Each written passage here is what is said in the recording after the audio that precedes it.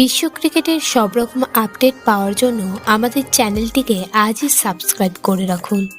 ভারতের প্রথম বোলার হিসেবে টি-20 ক্রিকেটে 350 উইকেটের মাইল ফলক ছুঁলেন চাহেল। বিশ্বের একাদশতম বোলার হিসেবে এই নজির গড়লেন তিনি।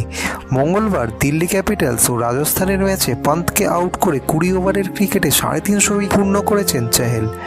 এদিন এই একটি উইকেট পেয়েছেন তিনি। 4 ওভার বল করে খরচ করেছেন তিনি 48 রান। 301টি টি-20 ম্যাচ খেলে এই মাইল ফলক স্পর্শ করেন চাহেল।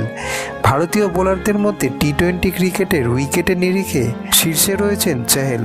তারপরে রয়েছেন পীয়ূষ চাওলা, রবিচন্দ্রন অশ্বিন ও ভুবনেশ্বর কুমাররা। এর আগে যারা 350 উইকেট নিয়েছেন তাদের মধ্যে সেরা 10 জন হলেন Dwayne Bravo, Rashid Khan, Sunil Narine, Tahir, Shakib Al Hasan ও আন্দ্রে রাসেল।